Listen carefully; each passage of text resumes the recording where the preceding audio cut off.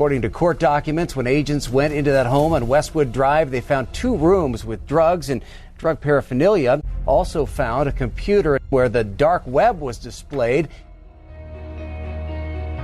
Wow, that's just a snippet about what's in store for this podcast. Hey, and welcome from Commando.com. This is Commando on Demand, where we talk to industry movers and shakers, and we keep you up to date on everything digital. You can catch new episodes every Wednesday and Friday, and by the end of this Commando on Demand episode, you're going to learn how some criminals lurk within the dark alleyways of the internet, the deep web, trying to take advantage of you and those you love, and the lengths that investigators must go to keep us all safe. We're going to take you behind the scenes of a recent investigation that saw a father and a daughter's Montana home raided by federal agents. Find out what they're up to. It's unbelievable. And then, of course, we're going to tell you how they got caught. Plus, the Smiley Face Killers theory. A rumor has gone mainstream, with 3 retired detectives claiming a number of drownings across the country are the work of a gang of serial killers. And this is all based on the dark web. We're going to get started in a moment. But first, I'd like to thank our partners who help make these Commando on Demand podcasts possible.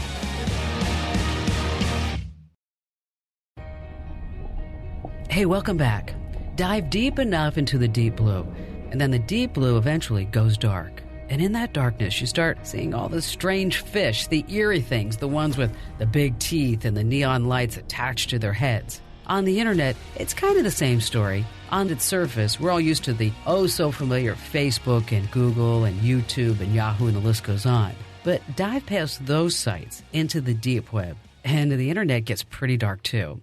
While crime is notoriously committed in dark alleyways, the dark web provides an anonymous dark alleyway where your seemingly innocent neighbors can wind up on the evening news, even in a small town like Billings, Montana. Well, a father and his daughter facing federal drug charges after a raid on their home in West Billings. Gregory Paul Green and Brittany Nicole Green were arrested and are being charged with possession of methamphetamine with intent to distribute and conspiracy to possess with intent to distribute methamphetamine.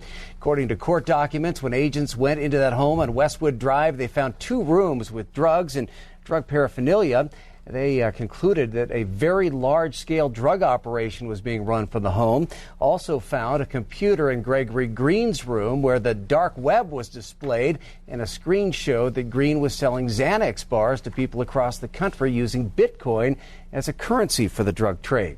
Agents seized over 200 grams of suspected meth and several thousand Xanax bars and other items of evidence from the home, along with a large amount of drug paraphernalia and instructions for making drugs. Agents arrested Gregory and Brittany Green, and they were taken to the Yellowstone County Detention Center. Well, let me tell you something. That father and daughter are now under investigation. And while the news segment summed up the story in just 60 seconds, the lengths that investigators went to protect you and yours from the selfish crime required a lot more time. In a world of crypto and anonymity, cybersecurity has become more important than ever. Well, for all of us. So what did investigators do to track down that package of Xanax? And just how meticulous did they have to be? Well, on the line with me now is just the guy who can explain it all. I'd like to introduce you to former FBI Special Agent Lawrence Wolfenden.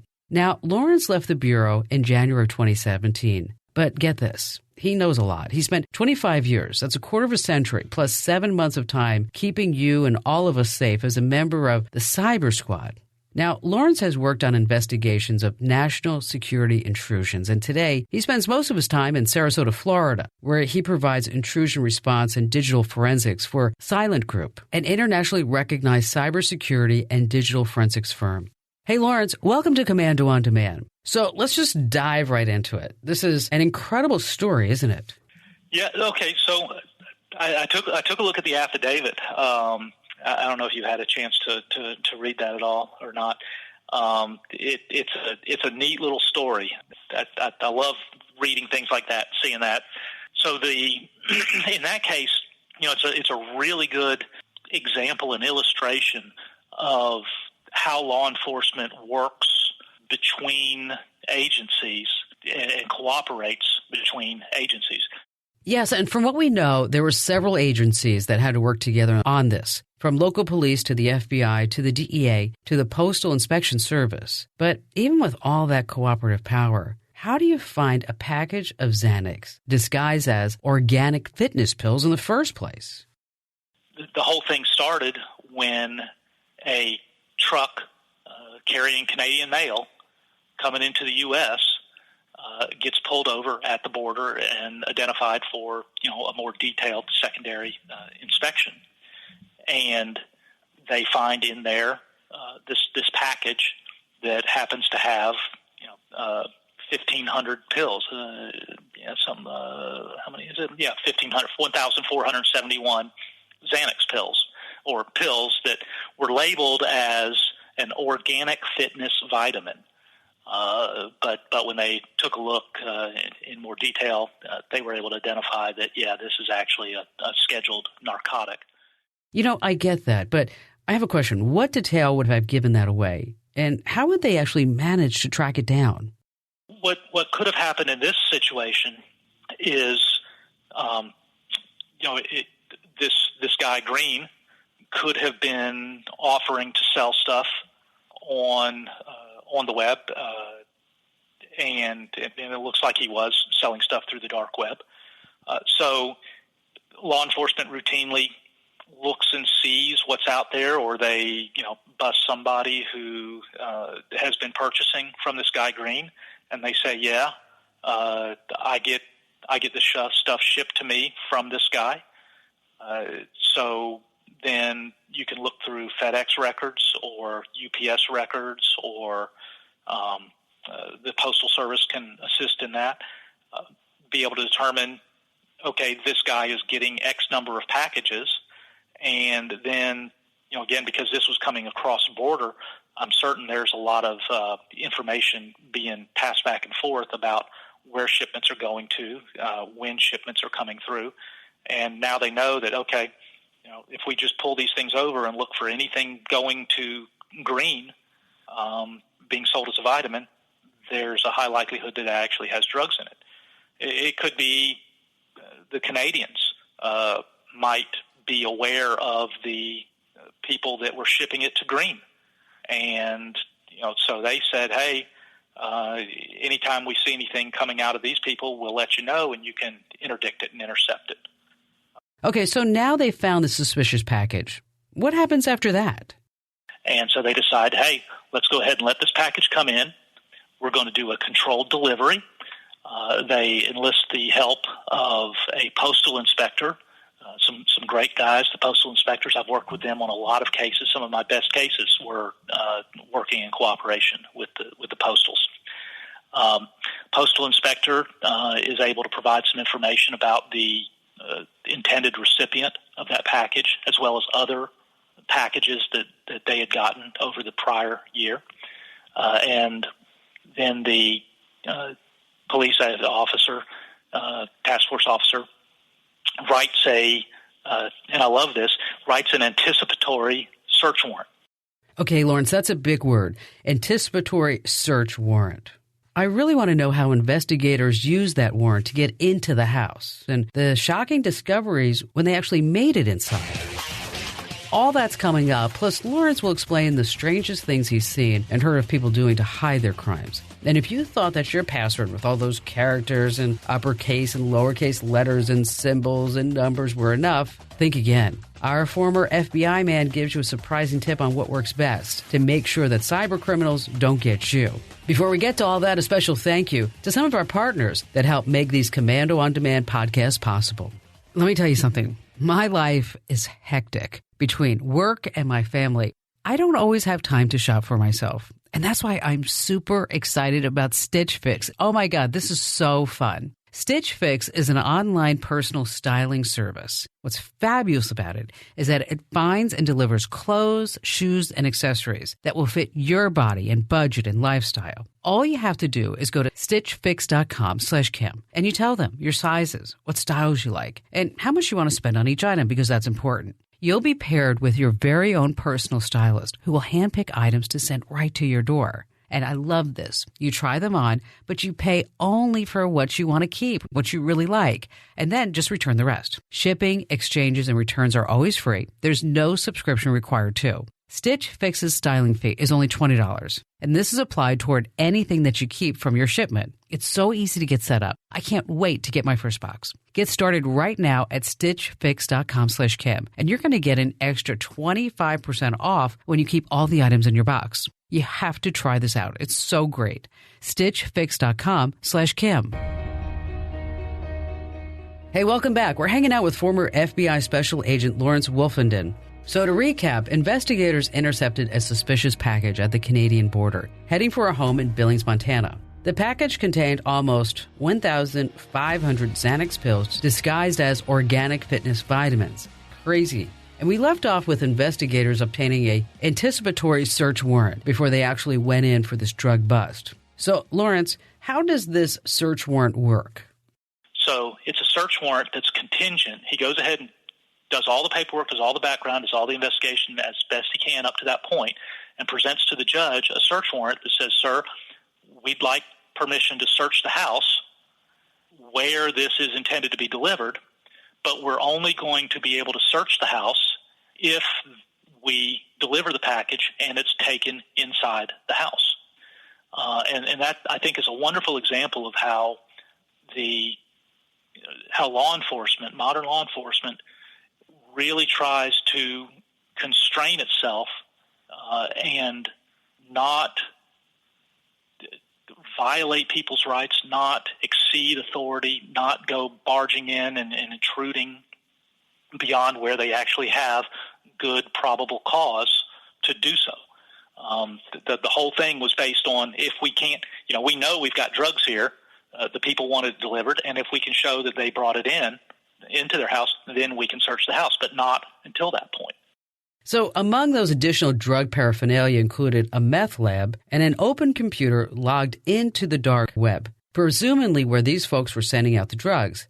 Does it look like this is going to be pretty much an open and shut case? This is going to be looks like it's going to be a slam dunk case for these guys, probably with a lot of additional spin-off investigations that come from it, because you've got when they were able to go in, not only do they find all the different drugs, some ready for shipment, they find the material showing that they're shipping a large amount of drugs.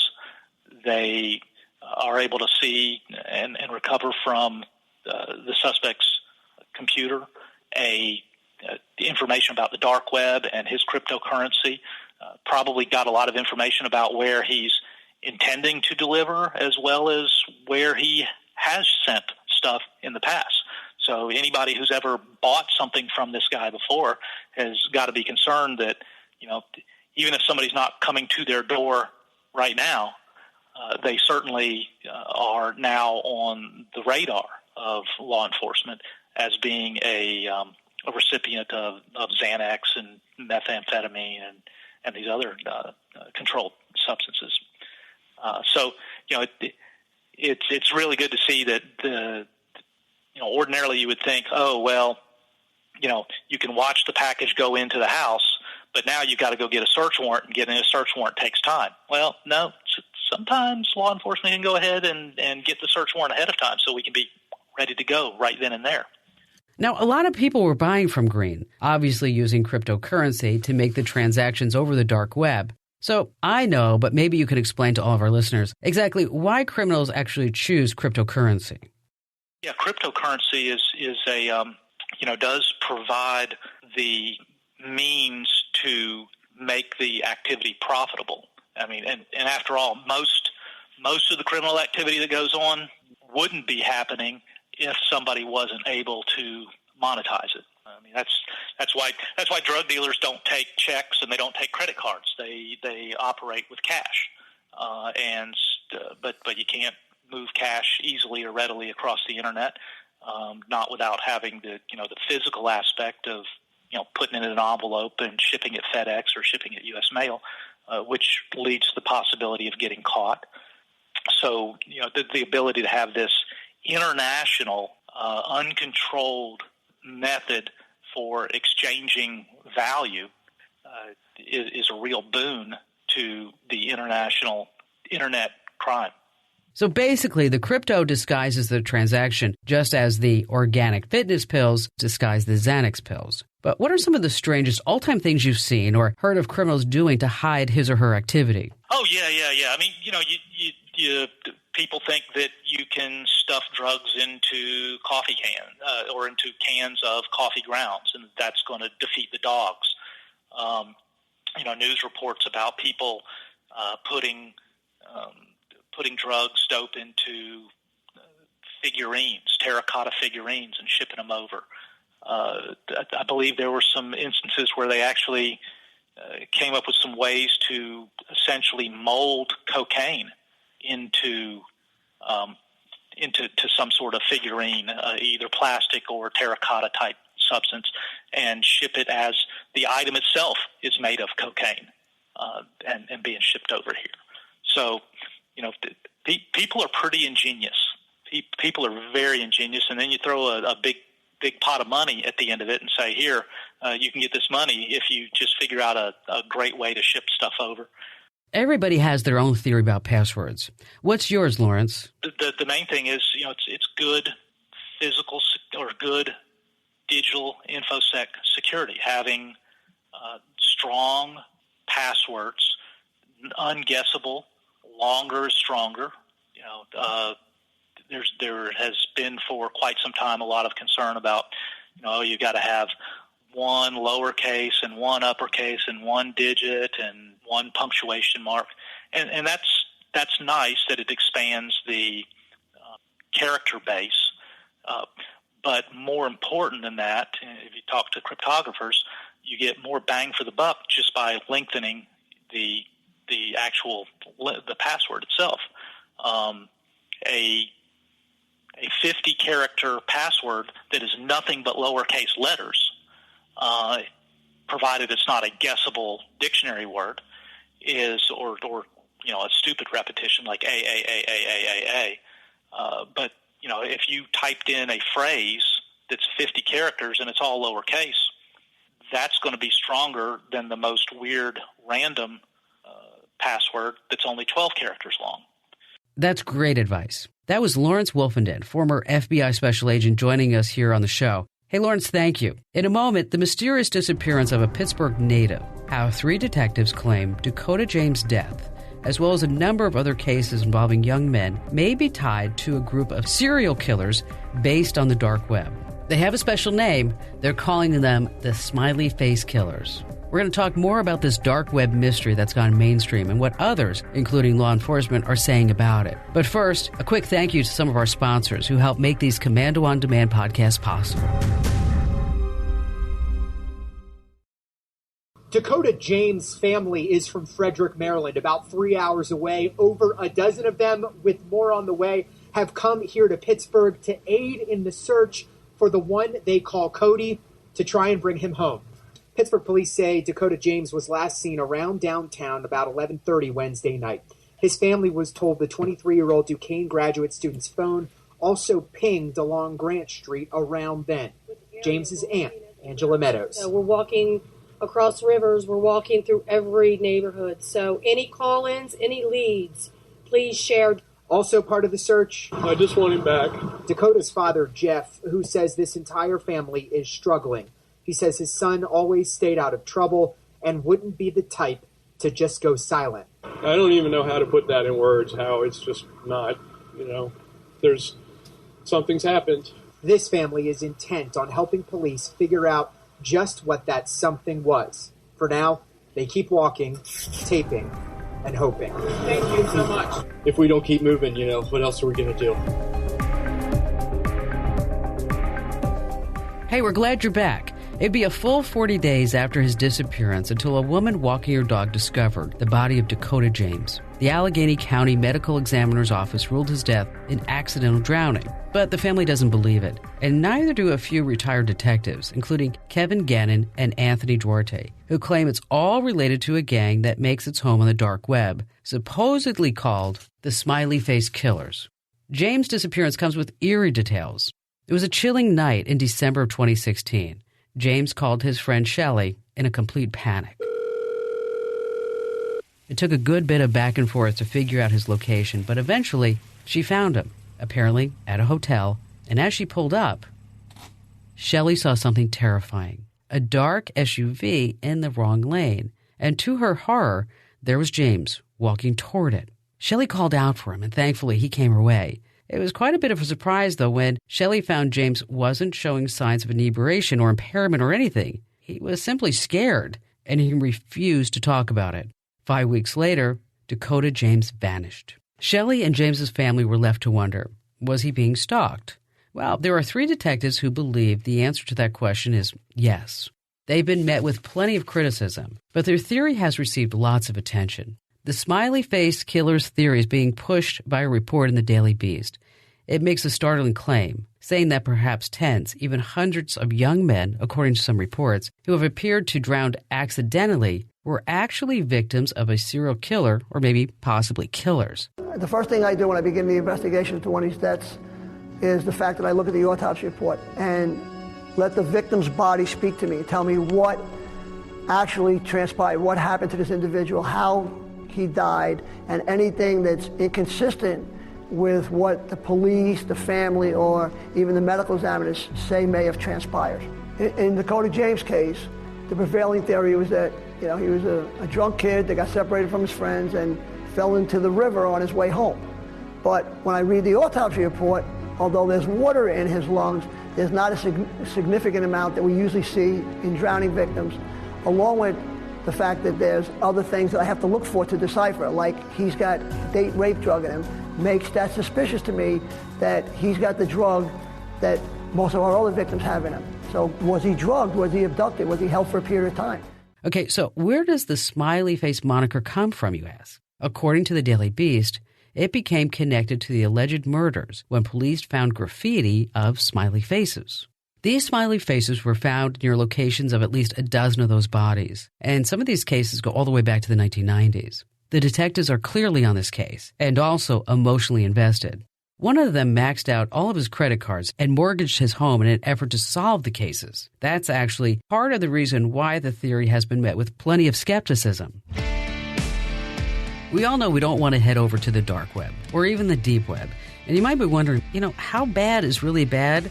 Well, get this. The latest stat that I saw, 80% of web traffic on the deep web relates to child pornography. 80%. And then there's this. Over 30,000 websites are hacked every day on the deep web.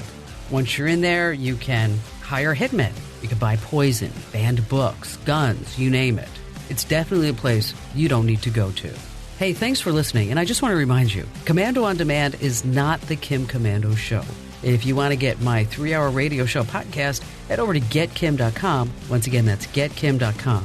And if you've got 15 minutes every single day and you want to stay up to date on all the latest tech news, get Tech News Today. And for a weekly roundup, which is not the same as Tech News Today, get Tech News This Week. You can find all of them on Apple, Google, or wherever you get your podcasts. And thanks for listening.